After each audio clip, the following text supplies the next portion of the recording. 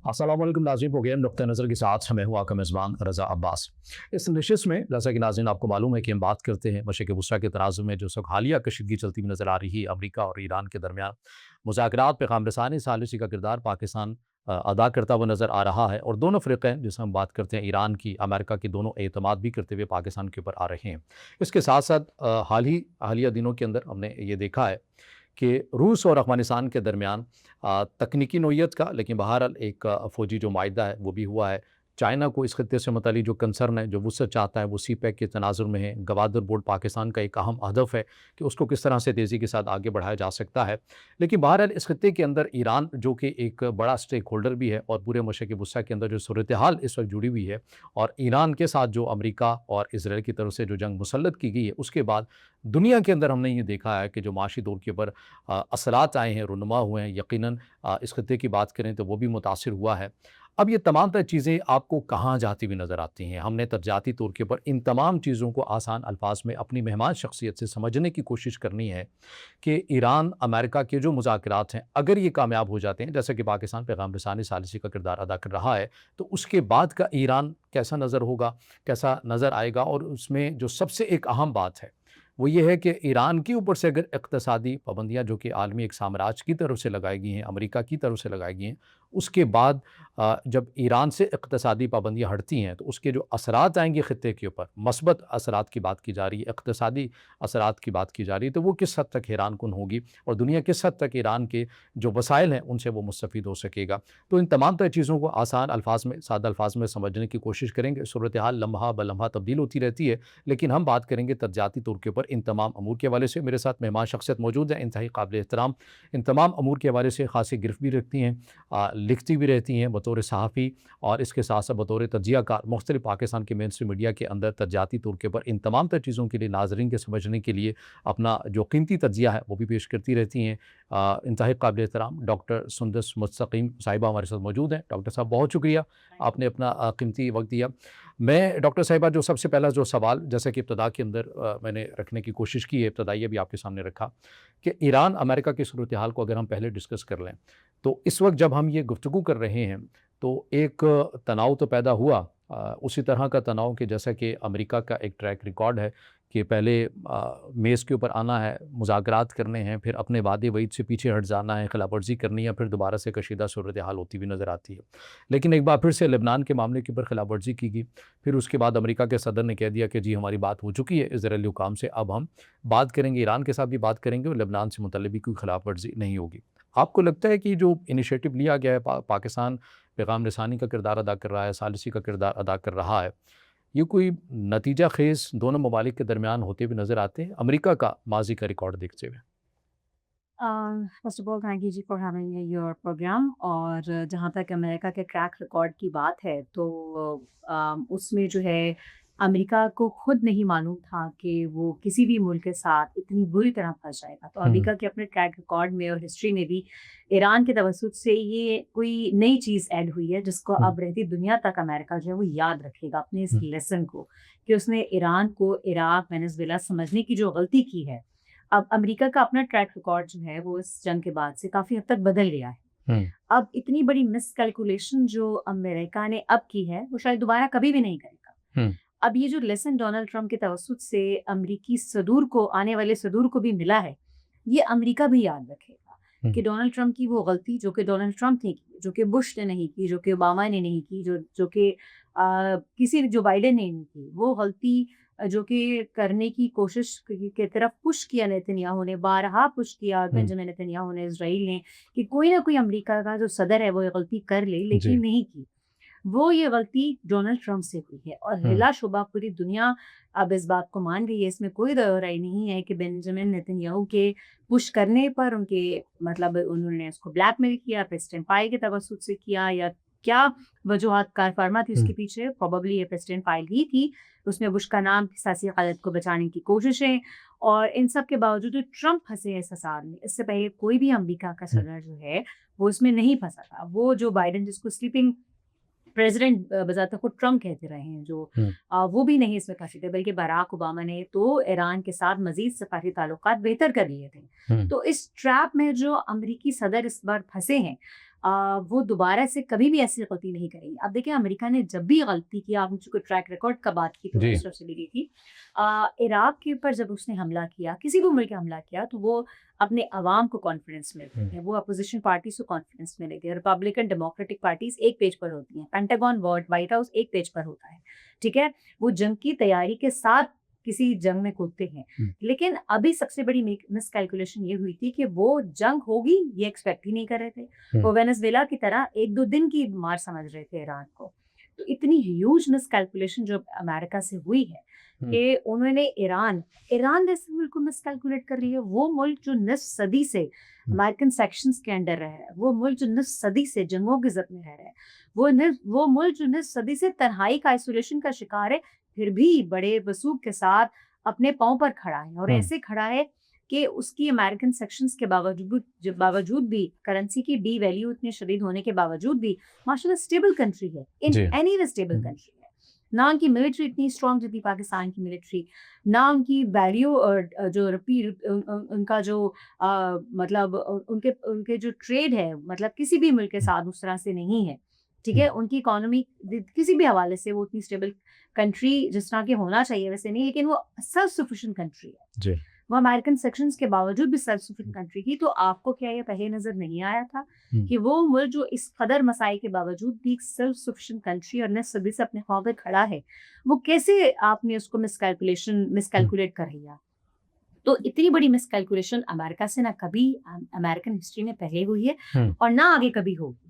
اور یہ جو امریکن صدر کی, پریزیڈنٹ ٹرمپ کی سیاسی مات نہیں ہے, بلکہ یہ آنے والے صدور کے لیے یہ جو سپرمیسی تھی, ہیجمنی تھی امریکہ کی, امریکن پریزیڈنسی کی, کہ اس کو بھی شیک کر دی.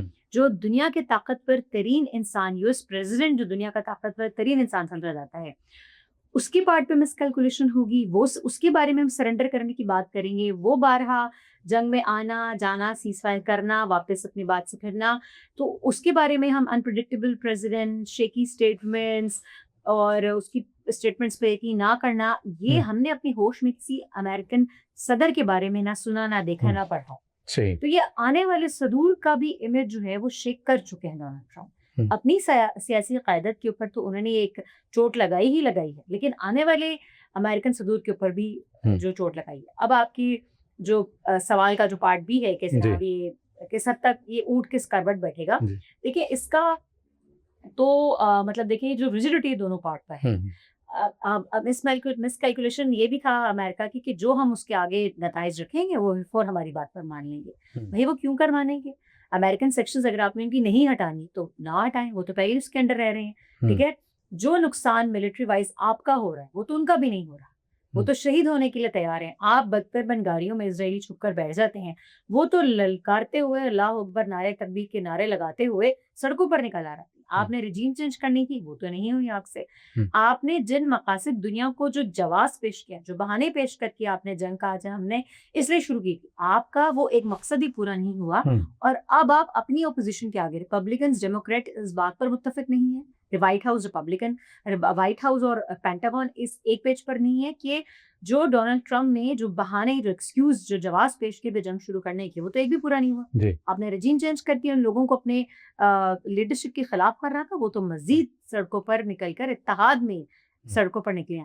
ہاں, جس طرح سے وہ مہنگائی اور انفلیشن اور افراط زر کے بڑھتے ہوئے خطرے کے تناظر میں اپنی عوام اپنی حکومت کے خلاف, جو کہ ڈیموکریسی تو وہاں پر نہیں ہے, لیکن میرا خیال ہے کہ کسی بھی ملک کی ایک اچھی ہیلدی اپروچ ہے کہ اگر آپ اپنی لیڈرشپ کے بارے میں آواز اٹھا سکتے ہیں تو دنیا اس کو اپریسیشن کی نظر سے ہی دیکھتی ہے. کہ اگر آپ کے ملک میں مہنگائی ہے اور آپ اس کے خلاف آواز اٹھا رہے ہیں, نو میٹر آپ کے ملک میں ڈیموکریسی ہے یا نہیں ہے, دونوں صورتوں میں, تو وہ اگر مہنگائی کے خلاف سڑکوں پر نکلے تھے تو وہ بس مہنگائی کے خلاف ہی نکلے تھے, اور بڑا ہی پرامن احتجاج. بالکل صحیح. آپ نے جو انتشار کی فضا پھیلائی, وہاں پر جاسوس چھوڑ کر, وہ اسپائی چھوڑ کر, وہاں پر تو آپ دیکھیں ایک پسٹل, ایک رائفل نہیں رکھ سکتے, یہ بیٹر نو ایران میں عوام کو تو یہ رائٹ بھی نہیں ہے. تو وہ کون لوگ تھے جو اس پرامن احتجاج میں گھس کر جو ہے انتشار پھیلا رہے تھے؟ آپ وہ فائرنگ کر رہے تھے, لوگوں کو شہید کر رہے تھے, اپنے املاک کو نقصان پہنچا رہے تھے. وہ یقیناً ایرانی تو نہیں تھے, ایرانی عوام تو نہیں تھے.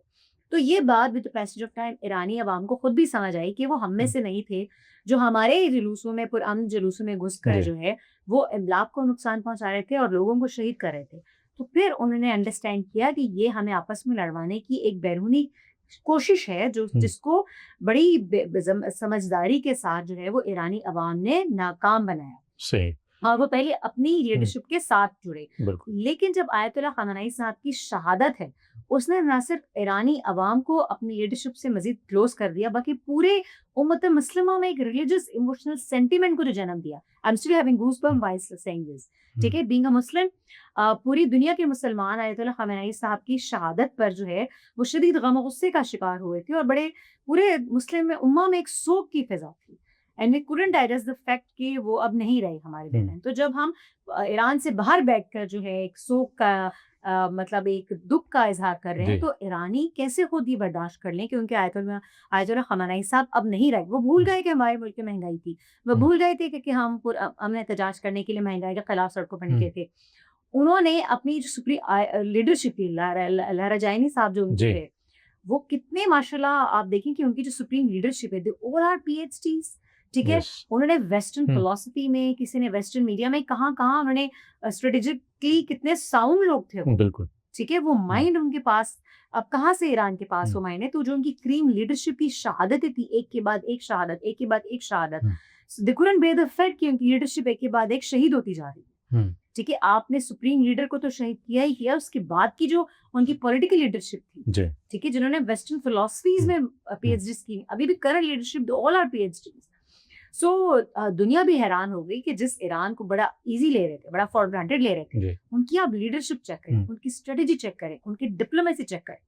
اتنی کمال ڈپلومیٹک اسٹریٹجک اپروچ کس کے پارٹ پر ہے اس وقت اس پورے خطے میں, جو کہ ایران نے جس کا ثابت کرے. نہ صرف یہ کہ وہ ڈٹے رہے, وہ شہید ہونے کے لیے تیار رہے, اور وہ کہہ رہے ہیں کہ ہم تو بہت دہائیوں سے اس جنگ کی تیاری کریں. یہ تو آپ ہیں جو انپریپیئرڈ تھے, یہ تو اسرائیل اور امریکہ ہے جو کہ سائڈ مس کیلکولیٹڈ تھے. ایران تو اپنے زمین کے اندر, غاروں کے اندر جوہری تنصیبات کا, یورینیم افزودگی کے بارے میں بات کیا, میزائل سسٹم کیا, وہ تو بہت دہائیوں سے اس جنگ کی تیاری کر رہا تھا. اور اب وہ جنگ لڑ رہا ہے, وہ تو شہید ہونے کے لیے. آیت اللہ خامنہئی صاحب تو بدترین گاڑیوں میں چھپ کے نہیں بیٹھے نا, وہ تو شہید ہونے کے لیے جناب کے بالکل اوپنلی اپنے آرام سے گھر میں بیٹھے. ٹھیک ہے, تو بدترین گاڑیوں میں کون چھپے ہیں؟ وہ جو ڈرتے ہیں. ٹھیک ہے, وہ جو اسرائیلی ہیں. اور آپ دیکھیں کہ جس سے پہلے بھی لاسٹ ایئر 12 روزہ اسرائیل ایران کانفلکٹ میں بھی اسی وقت ہی ان کو وہ لیسن لرن کر لینا چاہیے تھا کہ ایران کو ہرانا جو ہے یا ایران کو مات دینا اس لیے آسان ہے کہ پاکستان کی طرح ان کی بھی مین پاور بہت اسٹرانگ ہے. اگر پاکستان انڈیا کانفلکٹ میں چائنا کی سپورٹ تھی تو ابھی اس کانفلکٹ میں رشیا کی سپورٹ ہے. چائنا کی بھی خاموش ڈپلومیسی ہمیں نظر آئی ہے, اور رشیا اور ایران کی جنگی مشقیں تو پوری دنیا کے سامنے اوپن ہی تھی. ٹھیک ہے, اور ان کا اپنا میزائل سسٹم کتنا اسٹرانگ تھا. وہ میزائلز جو کہ بہت ہی سستے میزائل, ان کے شدید ترین مہنگے انٹرسیپٹرز کو تباہ کرتے چلے گئے. 42 طیارے آپ نے تباہ کر لیے. آپ دیکھیں گے تھاڈ کی 8 بیٹریز امریکہ کے پارٹ پر جو ہیں, ایک کتنے ارب ڈالر جو ہے ایک بیٹری کو بنانے کے لیے درکار ہوتی ہے, اور اس پر جو انٹرسیپٹر ہیں جو داغے جاتے ہیں, $1.27 کروڑ ایک انٹرسیپٹر کی لاگت ہے. اور آپ کا صرف چند $1000 کا میزائل ہے جو کہ ان کو کبھی انٹرسیپٹ کرتا ہے, کبھی نہیں کرتا. 11 آپ کے پارٹ پر انٹرسیپٹرز درکار ہوتے ہیں صرف ایک چند $1000 کے میزائل کو انٹرسیپٹ کرنے کے لیے. تو جتنے بھی فوجی اڈے تھے مشرق وسطیٰ میں ایران نے جو جس پر میزائل داغے امریکن فوجیوں کے اڈوں پر حملہ کیا اور امریکن اہم تنصیبات کو نقصان پہنچایا, تو اس چیز کے لیے, اس نقصان کی اس لاگت کو برداشت کرنے کے لیے بھی پینٹاگون کے مطابق مئی کی غالباً یہ رپورٹ ہے کہ کتنی ان کو ارب ڈالرز کا جو ہے 27 ارب ڈالر کی بات کی جاتی ہے. I think it's more than that کیونکہ ڈیموکریٹس اس بات کو نہیں مانتے. ہاں, انہوں نے تو کہا ہے کہ یہ جو نمبرز ہیں اس سے کہیں زیادہ ہو سکتے ہیں, کہیں زیادہ. پینٹاگون کی طرف سے جو لگایا ہے, ڈیموکریٹس تو کہتے ہیں کہ جناب یہ اصل لاگت اس سے بہت زیادہ ہے, اور یہ جو میزائل ہیں کچھ تباہ ہو گئے جن میں کچھ تبدیلیاں کی گئی ہیں. ٹھیک ہے, اور یہ تخمینہ اس سے کہیں بہت زیادہ ہے. تو امریکہ جو کہ اب کئی دہائیاں لگیں گی اس کو دوبارہ سے اپنی میزائل, اپنے طیارے سے بنانے کے, F-15 F-35, ٹھیک ہے, اور کتنے ان کے ڈرونز ہیں, کتنے ان کے میزائلز ہیں, کتنے ان کے فضائی دفاعی نظام سسٹم ہیں جو کہ بہت بری طرح शेक हुए हैं सारे से जो नाकाबिले तस्खीर का एक इमेज था कि अमेरिकी टेक्नोलॉजी को कोई शिकस्त नहीं दे सकता, वो इस जंग के अंदर हमने देखी है। आपने तमाम जो नुकात हैं ज़ाहिर है बड़े बेहतरीन अंदाज में हमारे सामने रखे हैं हमारे नाज़रीन के। एक जो पॉइंट्स आपने इब्तिदा के अंदर ज़िक्र किया कि ये अमेरिकी सदूक के लिए पैगाम होगा, जो भी आने वाला होगा, ये जो जंग है ये उसके लिए एक सबक हो सकता है। लेकिन हम ये देखते हैं कि अमेरिका की जो डीप स्टेट जिसको आप कहते हैं, उसके अंदर जो इज़राइल की लॉबी है, इज़राइल का जो बयान है जिस द अंदाज़ राइट में विंग, आगे सो कॉल्ड राइट विंग। आगे लेके चला जाता है। अब उससे तो कोई फ़र्क नहीं पड़ता कि उनका सदर कौन है या कौन नहीं है। वहाँ पर तो अमेरिका फ़र्स्ट वाली जो पॉलिसी है, वो तो बहुत पीछे रह रहती है। वो एक लफ्ज़ी वोट लेने के लिए तो लाइन हो सकती है, लेकिन हकीकत के अंदर आपको पता है कि इज़राइल फर्स्ट वहाँ पर चलता है। जबकि इज़राइल इस खत्ते के अंदर हम देखते हैं कि उसका तोसी पसंदाना नज़रिया है। उसने सऊदी अरब तक भी जाना है, वो तो उर्दन को भी अपना हिस्सा तसव्वुर करता है, इजिप्ट की भी अगर हम बात करें। तो ऐसे में अगर अमेरिका सामने नहीं आता है, लेकिन इज़राइल ने तो अपना तोसी पसंदाना वाला नज़रिया तो रखना है, उसको जारी रखना है, क्योंकि वो उसको अपनी डेफिनेशन के मुताबिक मज़हब के साथ जोड़ता है। तो जब ये तो अंडरस्टूड है कि जब इज़राइल जंग लड़ेगा तो ज़ाहिर है अमरीकी वसाइल उसको मुहैया होंगे, या ये सिलसिला भी अब आप बंद होता हुआ देखेंगे? ना फॉर द टाइमिंग तो हम इसको मतलब आगे बढ़ता हुआ नहीं देख रहे हैं। द सही। राइट विंग इजरायली लॉबी जो कि बहुत स्ट्रांग है वाशिंगटन डीसी में, और इसराइल तो चाहता है अभी भी कि 10-12 दिन की लड़ाई और लड़ ली जाए, क्योंकि ईरान का वो नुकसान नहीं हुआ जो कि वो एक्सपेक्ट कर रहे थे कि होगा। जी। और अभी उनकी जो तसल्ली है वो नहीं हुई है, क्योंकि ईरान का वो नुकसान नहीं हुआ। हालांकि आपने उनका इंफ्रास्ट्रक्चर, उनके ब्रिजेस, उनके हॉस्पिटल्स, उनके स्कूल्स, उनके बच्चे, उनके कितने लोग शहीद किए हैं। 13,000 टारगेट्स, आप मुंह से कह रहे हैं कि हमने 13,000 ज्यादा मिसाइल दागे हैं, 13,000 टारगेट्स पे ईरान पर हमने किए, लेकिन इसके बावजूद भी ईरान का उतना नुकसान नहीं हुआ जितना इकोनॉमिकली अमेरिका का हुआ है, जितना इकोनॉमिकली भी। और आपने देखा कि जो प्लैनेट, जो कि अब आप देखेंगे जो आप सैटेलाइट से तस्वीर लेने वाले जी। इदारे हैं, उसको भी अमेरिका ने कहा है कि कि आप जनाब तस्वीर आप जारी गैर रखें। मुय्यना मुद्दत के लिए जी। अपनी तस्वीर शाया करना बंद कर दे, और उन्होंने अमेरिका की बात मान ली। जी। तो सैटेलाइट से तस्वीरें भी क्लियर नहीं आ रही हैं कि पूरे मशरक़ वस्ता खलीजी ममालिक में जहां जहां अमेरिकी फौजी अड्डों पर हमले हुए हैं, सैटेलाइट से वो तस्वीरें नहीं आ रही हैं। और इजराइल के अंदर तो किसी इंटरनेशनल मीडिया को खुलम खुला जी, जाकर रसाई नहीं। जो है वो रिपोर्टिंग करने की भी अलाउ। इजाजत नहीं मिली है। तो इजराइल के अंदर भी बहुत नुकसान हुआ है। इजराइल के बहुत लोग, इजराइल का इंफ्रास्ट्रक्चर जो कि इजराइल खुद ना एक्सपेक्ट कर रहा था ना डाइजेस्ट कर रहा है। और बेंजामिन नेतन्याहू का हमने ये बयान भी इस दौरान देखा कि जनाब ग्रेटर इजराइल का ख्वाब मैं नहीं तो कोई और जरूर पूरा करेगा। मतलब वक्ती तौर पर उन्होंने बीच में तो समहाउ सरेंडर भी कर लिया था कि इस बार नहीं तो अगली बार सही, सही। इस सदी में नहीं सही तो अगली सदी में सही, इस दिहाई में नहीं तो अगली दिहाई में सही, कभी ना कभी हम ग्रेटर इजराइल का ख्वाब जरूर करेंगे उसको। फिलहाल अभी हम करेंगे या नहीं करेंगे इस बारे में वो खुद भी श्योर नहीं है। हालांकि वो ताहाल चाहती हैं अमेरिका को पुश करेंगे कि जनाब 10-12 दिन की जंग और लड़ें, जी। ताकि थ्रू समहाउ उतना तो नुकसान हो ईरान का जितना कि वो चाहते थे। लेकिन ईरान स्टिल इस तवील मुद्दती जंग के लिए तैयार है। तवील मुद्दती जंग के लिए तैयार नहीं है तो अमेरिका और इजराइल नहीं है, चाहता तो ऑफ कोर्स ईरान भी नहीं कि बिना बिना जंग हो। जी। क्योंकि ईरान ने तो रिटेलिएट किया है, ईरान ने तो डिफेंडिंग मोड पर आए, डिफेंसिव मोड पर आए। ईरान ने तो पहले नहीं की ना, जी। तो ईरान अभी डिफेंडिंग और डिफेंसिव मोड पर अभी भी मौजूद है। लेकिन इससे जो नुकसान, एक और मैं आपको नुकसान बताऊं, ये जो रिवर्स इंजीनियरिंग है, जी। ये जो 15 उनके जो मिसाइल्स जो हैं वो नाकारा ईरान ने बनाए रिवर्स इंजीनियरिंग के जरिए। ईरान की रिसर्च लेबोरेटरीज में उनके वो मिसाइल्स पहुंचाए गए और अब वो डिकोड हो गई इंफॉर्मेशन।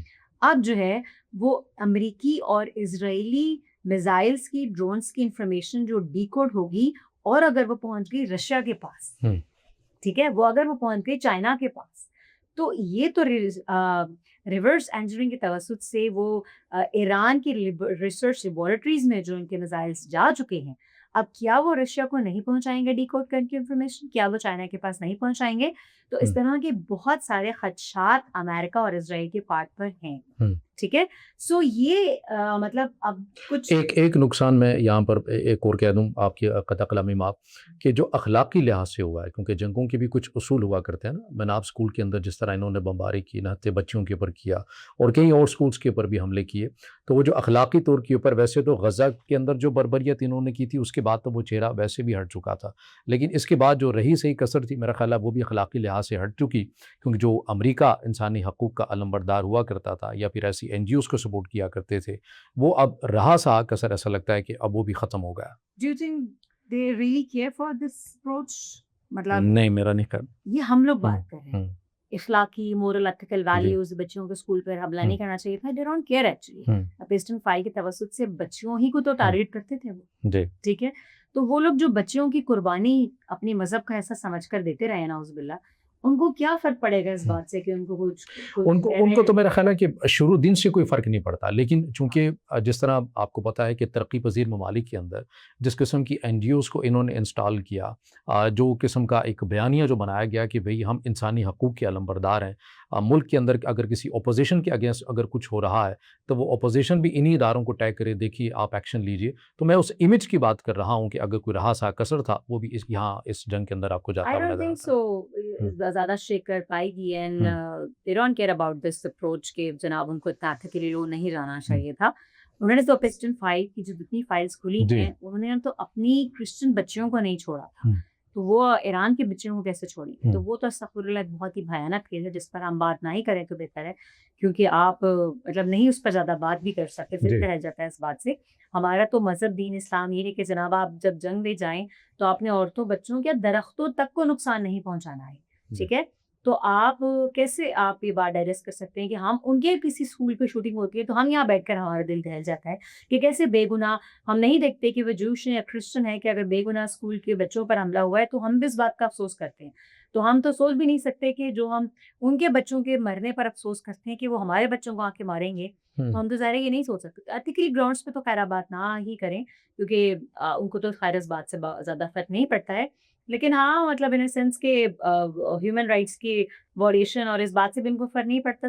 اقوام متحدہ کی سلامتی کونسل کی بات کی جائے تو کیا وہاں پر ڈسکس نہیں ہوتا؟ ابھی ریسنٹلی کسی بھی ایشو پہ آپ نے دیکھا کہ اقوام متحدہ کی سلامتی کونسل کے نشیر سے پاکستان کی بات ہوئی ہے, پاکستان ڈیلیگیشن کی بات ہوئی ہے, تو جب انہوں نے بات کی تو انڈیا کو کتنی پرابلم ہو گئی تھی اس بات سے کہ اقوام متحدہ کے چارٹر نے جناب یہ بات کہی ہے اجلاس میں کہ ہم بات چیت کے ذریعے بہترین سفارت کاری کے ذریعے اور اقوام متحدہ کے چارٹر کے accordingly Indian legally occupied Jammu and Kashmir کے بارے بات کریں گے.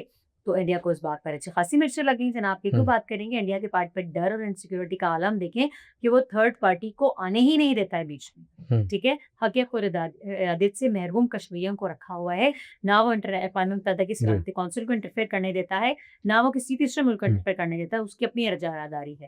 تو یہ سارے مطلب ایک اسرائیل اور انڈیا کو ہم نے دیکھا ہے, وہ انڈیا جس نے سارے سینیریو میں بالکل بھی مذمت نہیں کی ایران پر حملوں کی. ٹھیک ہے, اب وہ ایران کے ساتھ جو ہے وہ کس بیس پر اگر اپنے تعلقات بڑھا رہا ہے تو کس بیس پر بڑھا ہے, اس نے تھرو آؤٹ اسرائیل کا ساتھ دیا.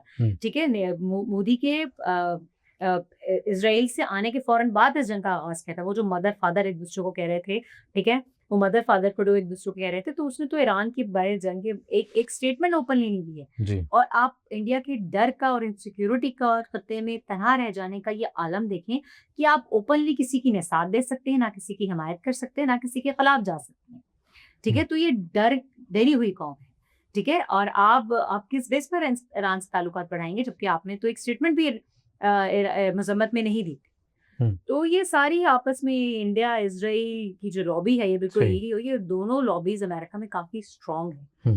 تو اور اسرائیل بھی آپ دیکھیں کہ امریکہ سے جو ہے وہ اپنی ٹیکنالوجی کے حساب سے بھی مطلب کافی منحصر ہے, اس کا کافی ڈپینڈنٹ ہے امریکہ کے اوپر اسرائیل بھی. اور اپنی ریسنٹلی فون کال کی جتنی مذائقہ خیز قسم کی اسٹیٹمنٹ سامنے آئی تھی کہ ڈونلڈ ٹرمپ نے کس طرح سے ان کو ڈانٹا بنجامن نتنیاہو کو, اور سے اوکے اوکے کہتے رہے. اور جب پوچھا گیا صحافی نے جناب کہ آپ نے ایسا کیوں بولا, تو انہوں نے کہا جناب میں غصے میں تھا اور میں کافی پریشان تھا جو یہ لبنان پر حملے کر رہے تھے. پاگل آدمی کہا کہ تم کیا کر رہے ہو, اور اس طرح کے الفاظ جو کہ ہم certainly Trump سے ایکسپیکٹ کرتے ہیں. We certainly expect such unpredictable statements from Donald Trump's side کہ وہ غصے میں کبھی بھی کچھ بھی بول سکتے ہیں, چاہے وہ بیوی کوئی اپنے کوئی نہ بول رہے ہوں. تو اس کے بعد انہوں نے کہا نہیں تھی, میں تو پریشان تھا, وہ بہت اچھے آدمی ہیں, میں بہت ان کی عزت کرتا ہوں. سر انہوں نے بعد میں پریس کانفرنس پہ کور کرنا تھا, لیکن شروع میں انہوں نے فون پہ جو کہنا تھا وہ کہہ دیا. یعنی کہ امریکہ بھی نہیں چاہتا کہ لبنان کے اوپر جو ہے وہ اسرائیل سیز فائر کی بارہ وائلیشن کرے. آپ نے دیکھا اس سے پہلے جب اسلام آباد ٹاکس کے بعد جو پہلا سیز فائر کے بعد سے جب لبنان کے اوپر اسرائیل نے سیز فائر کی وائلیشن کی تو وہاں پہ اسٹریٹ آف ہارمز جو کہ معاشی ہتھیار ہے ایران کا, سرٹیفائڈ وہ ڈپلومیٹک ویپن ہے ایران کے ہم، پاس اسٹریٹجک ہرمز کے طور پر، جو کہ جنگ کے کانسیکوینسز کے طور پر میں کہتی ہوں سامنے آیا ہے، جو کہ ہم، پہلے مطلب ایسا ہتھیار نہیں تھا، یہ اس جنگ نے ہتھیار بنایا جی، اسٹریٹجک ہرمز کو، ٹھیک ہے. تو اس سے پہلے جہاں پر ایک دن میں 135-40 جہاز گزرتے تھے، ہم، وہاں پر 11 جہاز گزرے، اور سیز فائر کی ویولیشن جب ہوئی تو صرف 2 جہاز گزرے تھے. ہم، تو پوری عالمی معیشت، پوری آئل اور گیس کی انڈسٹری، فوڈ کرائسس کی جب ہم بات کرتے ہیں تو گندم کی مطلب مد میں جو ہے درآمد جی، برآمد میں کافی فرق پڑا. یہ سب ایک تہائی دنیا کی جو گندم وہاں سے گزرتی ہے. آئل آپ دیکھیں کتنے آئل کے جہاز وہاں سے گزرتے تھے، 90% تو چائنا ایران سے لیتا تھا آئل، اور اب کہا جا رہا ہے جب وہ امریکہ سے آئل لے گا، ٹھیک ہے. ہم، جو بھی ڈونلڈ ٹرمپ اور جی، امریکی جی، قائدہ چائنا گئی تھی، تو بہت سارے ان کے مقاصد تھے، یہ بھی تھے کہ چائنا اب جو ہے وہ ہم، آئل کے لیے ہماری طرف دیکھے، ہم، ٹھیک ہے. امریکن شپ شاید ان کا واحد انٹرسٹ تھا، باقی سارے تو امریکہ کے انٹرسٹ تھے، بیشتر انٹرسٹ امریکہ کے نکلتے تھے. ہم، ٹیکنالوجیکلی کتنا ایڈوانس ہے چائنا، کتنا ایڈوانس ہے، اور تجارت کا حجم دیکھیں کہ کتنا فرق ہے، ہم، ٹھیک ہے. 414.7 ارب ڈالر تھا 2022 میں، جو کہ صرف جو کہ اب رہ گیا تھا اس 2022 میں 690 ہم، ارب ڈالر تھا، جو کہ تجارتی حجم تھا، جو کہ 414 رہ گیا تھا ابھی ریسنٹلی. 200 ارب ڈالر کی اشیاء چائنا امریکہ سے خریدا تھا، جبکہ امریکہ چائنا سے خریدا تھا. جبکہ یہ جو ایک امبیلنس اپروچ تھی اس تجارتی حجم میں، اس کو بیلنس کرنے کے لیے امریکہ چائنا نے تھا، ٹھیک ہے، صحیح، تاکہ جتنی اشیاء امریکہ چائنا سے ہم، خریدتا ہے، چائنا بھی امریکہ سے اس ہم، برابر کی ٹریڈ کری، ٹھیک ہے. اور یہ جو 690 اور 414 کا یہ جو تجارتی حجم تھا 2022 سے 2025-26 تک، اس کو بیلنس کرے، ہم، ٹھیک ہے. تبھی تو وہ اپنے اتنے بڑے بڑے ٹیسلا اور ایپل چیف ایگزیکٹو کو لے کر گئے تھے. ہم، صحیح، تو تجارتی سفارتکاری ہم، کے میدان میں، تجارت کے میدان میں بھی جو ہے اس گیپ کو کم کرنا اس کا مقصد تھا. اور میں اس کو بڑا پازیٹیو دیکھتی ہوں جناب کہ کہاں پہ دو عالمی طاقتیں ایک ہم، دوسرے کے اوپر جنگ کرنے اور اٹیک کرنے کی، ہم ایک سال پہلے بات سن رہے تھے، صرف ایران جیسے ایک نان نیوکلیئر اسٹیٹ کی وجہ سے ہم، آج وہ ملک آپس میں تعلقات، صحیح، دوستی، سفارتکاری، ہم، کاروبار کی مد میں تعلقات بہتر کر رہی ہے. تو ہم، I think it's a good hmm. Approach. دو نیوکلیئر پاورز کو دنیا میں کبھی بھی اتنی ایکسٹریم پہ نہیں لڑنا چاہیے، بات کرنی چاہیے. اس خطے کے تناظر میں بات کر لیتے ہیں، جہاں پر پاکستان ہے، ایران ہے، افغانستان کی اگر ہم بات کرتے ہیں، چائنا یہاں پر موجود ہے. یہاں پر آپ کو اقتصادی لحاظ سے پوٹینشل تو نظر آتا ہے، لیکن اسی طرح کی مشکلات بھی ہیں. اگر ہم پاکستان کی بات کرتے ہیں تو بلوچستان کے حوالے سے، خیبر پختونخوا کے حوالے سے یہاں پر پاکستان کو مسلسل سیکیورٹی پوائنٹ آف ویو سے کنسرن رہتے ہیں، کیونکہ ایسی جو بین آرگنائزیشن ہے وہ یہاں سے آپریٹ کرتی ہوئی آپ کو نظر آتی ہیں. اور چین کا جو ایک فلیگ شپ پروجیکٹ ہے، سی پیک کی بات کریں، بی آر آئی کی بات کریں، وہ بھی انہی چیزوں سے ہوتا ہوا جاتا ہے. ایران بھی پیشکش کر چکا، پاکستان بھی متعدد بار کہہ چکا، لیکن اصل جو مسئلہ درپیش آتا ہے وہ سیکیورٹی پوائنٹ آف ویو سے کہ اس خطے کو ملا کر راہداریاں بنائے جائیں اور مل کر آپس میں تجارت بھی کی جائے، چونکہ پوٹینشل موجود ہے، ممالک کی معیشت درست ہو سکتی ہے، عوام کی صورتحال بہتر ہو سکتی ہے. آنے والے دنوں کے اندر چین اس خطے کے اندر ایک بڑا کردار ادا کر سکتا ہے، اور ایران کے اوپر اگر سے اقتصادی پابندیاں نہیں بھی ہٹتی ہیں تو اس کے باوجود پاکستان ہو، چائنا ہو، افغانستان ہو، یہ امریکی بنائے ہوئے نظام کو، معاشی نظام کو چیلنج کر کے آپسی تعلقات، راہداریاں، تجارت، اقتصادی زون بناتے ہوئے آپ کو نظر آ رہے ہیں مستقبل میں.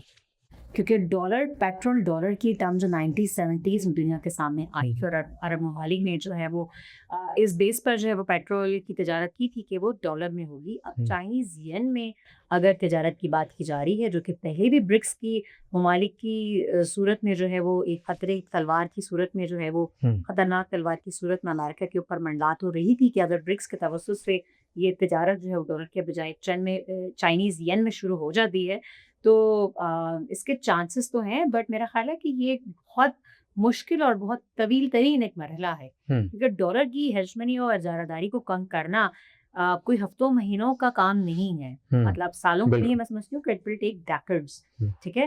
اور ہاں، اگر اسٹریٹ آف ہرمز جو اب اگر جس طرح انہوں نے بات کی تھی پاسداران انقلاب نے، جس کا کنٹرول ابھی بھی پاسداران انقلاب کے ہاتھ میں ہے، اور آپ کو پتہ ہے کہ ایران کے پاس 2 نیوی ہیں، ایک ان کی ریگولر نیوی اور پاسداران انقلاب کی نیوی. اگر تو انہوں نے کہا جناب ہم چائنیز میں شروع کریں گے اور ہم وہ فیس لیں گے، وہ ٹول ٹیکس لیں گے جو بھی جہاز ایسے گزرے گا، اور یہ جو ایرانی میریٹائم ایرانی جو فورس اینڈ میریٹائم آرگنائزیشن ہے وہ اجازت دے گی کون اس رستے سے گزرے گا اور کون نہیں گزرے گا. تو اگر تو اس رستے سے گزرتے ہوئے واقعی انہوں نے چائنیز ین لینا شروع کیے، جس پر ان کی مرضی ہے وہ جس سے کسے لیتے کسے نہیں لیتے. اب بین الاقوامی قوانین اس بارے میں کچھ بھی کہیں، لیکن اب چونکہ ایران کے اوپر اپنا حملہ ہو چکا ہے تو ایران اگر لیتا ہے اور آہستہ آہستہ Chinese in strait of Hormuz سے ہونا دینا شروع کرتا ہے تو مے بی آنے والے کچھ سالوں میں بات بڑھتے بڑھتے جو ہے وہ دہائیوں تک ایک دہائی بعد ہم دیکھیں گے ڈالر کی ہیجمنی کم ہوتے ہوتے چائنیز ین کے ود پیسج آف ٹائم ہوں، پر جا سکتی ہے. بٹ نیئر فیوچر میں ایسا کچھ ہوتا قریب میں آپ کو ہوتا ہوا نظر نظر نہیں نہیں اس لیے آتا. صحیح. آتا کیونکہ ابھی بھی امریکہ سیلف سفیشینٹ ہے. وینزویلا کے اوپر پہلے حملہ کرنا ایران کے اوپر بعد میں حملہ کرنے کی بھی آپ کو لاجک سمجھ میں جی. آتی ہے. پہلے وہاں سے انہوں نے کافی پیٹرول سیکیور کیا اور کرنٹلی مینوفیکچرنگ اور اتنے نہیں بھی اگر پلانٹس امریکہ کے پاس آئل کے لیکن وہ فی الحال اس کے پاس آئل کا اتنا اچھا خاصا ذخیرہ موجود ہے کہ وہ ڈائریکٹلی اتنی بری طرح افیکٹ نہیں ہو رہا. حالانکہ ایک ایوریج امریکن وقتی طور پر ضرور پریشان ہوا ہے $6 تک پیٹرول پہنچنے سے. صحیح. ایوریج امریکن بھی جو ہے مڈل کلاس امریکن بھی مہنگائی سے پریشان ہوا ہے اس جنگ کی وجہ سے اور پیٹرول کی قیمتیں بڑھنے سے. لیکن اوور آل آپ دیکھیں گے جو اسٹریٹجک آئل ریزروائرز جن ممالک کے پاس ابھی ہیں جو کہ 1970 کی دہائی میں بھی سب ممالک نے کہا تھا جناب کہ آپ 3 مہینے 90 دن تک کا ذخائر رکھیں, تو اس میں جاپان, امریکہ, رشیا جیسے ممالک تو خود کفیل ہو گئے تھے اسٹریٹجک آئل ریزروائر میں. پاکستان میں تو دوبارہ سے بات شروع ہوئی. اللہ کرے جناب کہ کچھ ہمارا بھی بھلا ہو جائے اس حوالے سے, جو کہ ہم نے کافی پریشان رہے. تیل کی قیمتیں ایک دم سے آسمان کو چھو گئی تھیں تو ہمارے بھی ایوریج پاکستانی کیا ہر صبح زندگی سے تعلق ہونے والے افراد متاثر ہوئے. تو اسٹریٹجک آئل ریزروائر کی کی ٹرم سے اگر پاکستان بھی کچھ کسی حد تک یہ ریزروائر رکھنے میں ریزرو رکھنے میں آئل کامیاب ہوتا تو بہت اچھی بات ہوگی. لیکن امریکہ کو اتنا اس طرح سے آئل کی مد میں تو نقصان نہیں ہوا جتنا کہ باقی دنیا کو ہوا. جس طرح کہ چائنا بھی, جاپان اور میں بنگلہ دیش میں جو آپ دیکھیں لاک ڈاؤن لگ گیا تھا, پاکستان میں کتنا لاک ڈاؤن لگا, تاحال اسمارٹ لاک ڈاؤن ہے. سو مطلب ہم اسٹرگلنگ فیز اور تھرڈ ورلڈ کنٹریز تو متاثر ہوتی ہیں اس حوالے سے, لیکن کچھ فرسٹ ورلڈ کنٹریز بھی جو ہے وہ بہرحال اسٹریٹ آف ہارمز کے بند ہونے سے متاثر ہوئی اور عالمی معیشت جو ہے وہ زیادہ دیر تک اتنی بری طرح شکن نہیں رہنا افورڈ کر سکتی ہے. اور اب دیکھیں اسٹریٹ آف ہارمز کے بعد جب باب المندب کی طرف رستہ نکلتا ہے, آپ اگر اسٹریٹ آف ہارمز کو بند کرتے ہیں تو اس کے بعد جو عمان کے بعد یمن سے پٹی نکلتی ہے وہ مزید تنگ پٹی ہے. اور یہ جو باب المندب کی جو 50 کلومیٹر لمبی اور 26 کلومیٹر چوڑی پٹی ہے جس کا بیشتر حصہ یمن کو لگتا ہے, یہ آگے میڈیٹرین سی سوئس کنال سے ہوتی ہے میڈیٹرین سی اور پھر یورپ امریکہ کی طرف جاتی ہے. یہاں پر یمن ہے جو کہ بہت میجر مسلم کنٹری ہے, مسلم اکثریتی علاقہ ہے, اور یہ باب المندب کا موسٹلی جو علاقہ یمن سے لیتا ہے. یہاں پر ڈجبوتی اور افریقہ جیسے دو ممالک ہیں. ڈجبوتی بھی مسلم اکثریتی علاقہ ہے اور افریقہ دیکھیں جو کرسچن اور مسلم دونوں پر مشتمل ایک علاقہ ہے. تو یہ جو پوری پٹی ہے یہ ساری مسلم اکثریتی علاقے سے گزرتی ہے. تو کتنی دنیا کی عالمی معیشت اور تجارت ہے جو اس مسلم اکثریتی علاقے سے میری ٹائم پیسج سے ہو کر گزرتی ہے. تو آپ نہ ایران کو ایزی لینے کی غلطی کریں, آپ نہ اس میری ٹائم پیسج کو ایزی کرنے کی غلطی کریں جو مسلم ممالک کے ہاتھ میں ہے. تو آپ کو اسٹریٹ آف ہارمز کو شیک کرنے کی جو غلطی کر چکے ہیں اس کے بعد آپ نے نیکول بلاکٹ بھی لگایا. ایک طرف آپ جناب بات کریں سیز فائر کی, پیس ڈیل نیگوسیشنز کی, ٹھیک ہے, اور پیس ڈیلز کی, اور دوسری طرف اب جنگ بندی کی, اور دوسری طرف آپ بات کریں نیول بلاکٹ which itself is an act of war. ٹھیک ہے, نیول بلاکٹ آپ لگاتے ہیں جو کہ ایک ایکٹ آف وار ہے, اوپر سے آپ ڈیل کی بات بھی کر رہے ہیں. تو یہ جو آپ کی ہپوکریٹک اپروچ تھی یہ بھی دنیا سے ڈائجسٹ نہیں. بالکل, اس میں تو تضادات بھرے ہوئے پڑے ہیں. میم چونکہ وقت کی بھی اس طرح سے قلت ہے, آخری سوال جو میں آپ کے سامنے کرنا چاہتا ہوں وہ مشرق وسطیٰ کی ہی خالصتاً ہے لیکن عرب ممالک سے متعلق ہے. عرب ممالک اس جنگ کے بعد آپ کو کیا لگتا ہے کہ ان کی تھنکنگ یا فیصلہ سازوں کے حلقوں کے اندر کس قسم کے مشورے یا تجزیے ہوتے ہوئے نظر آ رہے ہوں گے؟ کیا آیا وہ اس پوزیشن پر آ چکے ہیں, سمجھ چکے ہیں کہ اس خطے کی حفاظت اب ہم نے خود مل کر کرنی ہے, غیر ملکی افواج کا یہاں سے ہم نے انخلا کروانا ہے, ماضی کے اندر جو ایگریمنٹس سے وہ ختم کرنے ہیں, یا ابھی بھی وہی سوچ وہی زاویہ موجود ہے کہ نہیں ہم نے اپنی سیکیورٹی آؤٹ سورس ہی کرنی ہے؟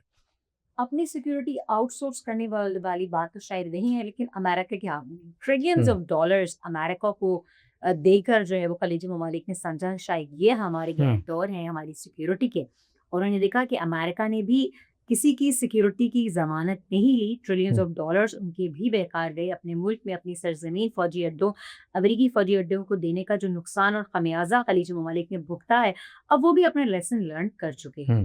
ٹھیک ہے, وقت پڑنے پر امریکہ نے اسرائیل کا ساتھ دیا, سعودی عرب یو ای کا نقصان جو وہ اپنی جگہ وہ انہوں نے ان دونوں ممالک کا جو ہے وہ ساتھ نہیں دیا.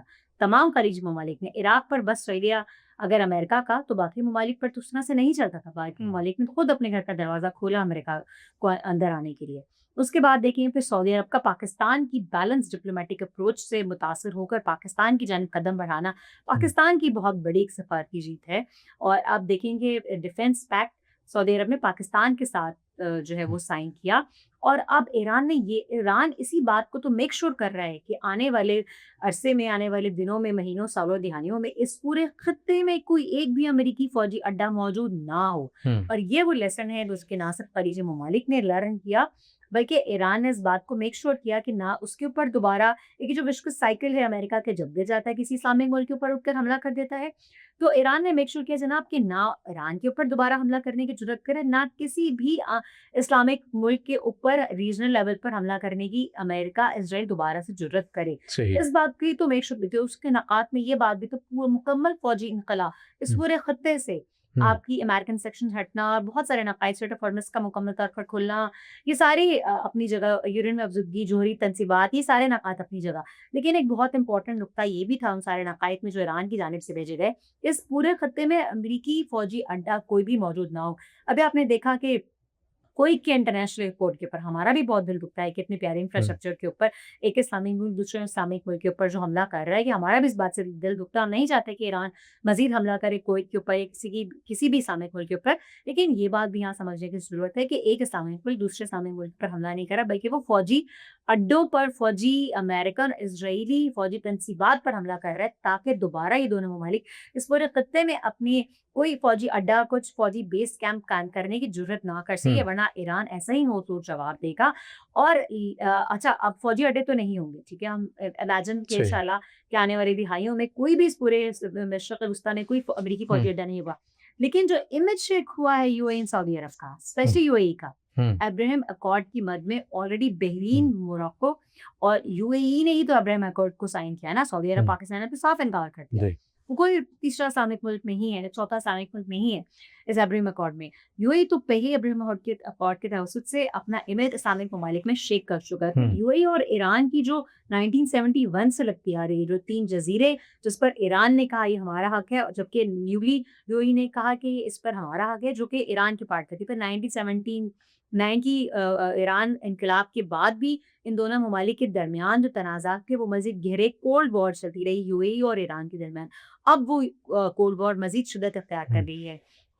جو جتنا شیک ہوا ہے image, U A is no more same U A now کہ جس کے ہم چھٹیاں گزارنے لوگ جاتے تھے، شاپنگ کرنے لوگ جاتے تھے، ٹھیک ہے. اس کی اکانومی، اس کا امیج، اس کی جو ٹریول مطلب آپ کہہ رہے ہیں کہ جو ٹریول ڈیسٹینیشن یو اے کو سیفسٹ کنٹری سمجھا جاتا تھا، اب ایسا کوئی بھی امیج یو اے کے پاس نہیں ہے. It will take decades for U A to regain their image back again.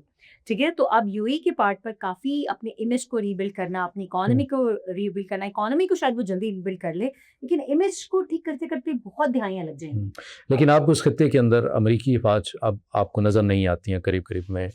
Not in near future. اور اگر عراق پہ بس چل گیا تو چل گیا امریکہ کا، لیکن مشرقی ممالک کو ویسے کرنا چاہیے تو نہیں، ٹیکنیکلی ان کو سمجھداری کا مظاہرہ کرنا چاہیے، جو کہ ابھی بھی سمجھداری کا مظاہرہ میں سمجھتی ہوں گیا. اس پر خوشائن بات ایک سارے سیناریو میں یہ بھی کہ کسی بھی اسلامک ملک نے واپس ایران کے اوپر حملہ کرنے کی غلطی نہیں کی، ریٹیلیٹ نہیں کیا، کیونکہ یہی تو وہ چاہتے تھے کہ ایک اسلامک ملک دوسرے ممالک ملک ایران عراق کی جو انہوں نے اپنی خواہش کا اظہار بھی کیا اس حوالے سے. ایران عراق کی جنگ کروائی تھی، شیعہ سنی فسادات کی مد میں کرواتے ہیں، وہ آپس میں ایک دوسرے کو لڑواتے ہیں، اسٹیبلشمنٹ کے خلاف کرتے ہیں. فتح الخوارج کیا ہے، اپنے ملک کو پاکستان میں بھی ناکام کوشش کر کے دیکھ لی، ہمارے عوام کے لوگوں کو فوج کے خلاف کرنے کی، لکیلی ہم بھی نہیں ہوئے.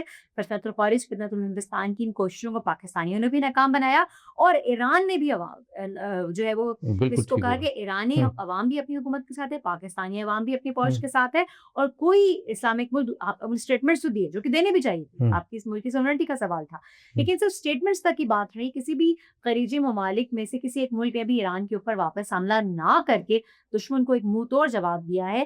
اور آئی وش اینڈ پرے کی کبھی بھی کوئی اسلامک ملک دوسرے اسلامک ملک پر حملہ کرنے کی غلطی نہ کرے. ٹھیک، بہت شکریہ ہمارے ساتھ آپ موجود رہی. ناظرین، آپ نے گفتگو ملاحظہ کی، یقیناً آپ مستفید ہوئے ہوں گے. ہم نے کوشش کی ہے کہ جتنے بھی جو موضوعات ہیں، پیچیدہ موضوعات ہیں، انہیں آسان اور سادہ الفاظ میں آپ تک پہنچانے کی کوشش کریں. انشاءاللہ اگلی نشست میں ایک نئی شخصیت کے ساتھ، ایک نئے موضوع کے ساتھ دوبارہ آپ کی خدمت میں حاضر ہوں گے. مجھے رضا عباس کو اجازت دیجیے. اللہ حافظ.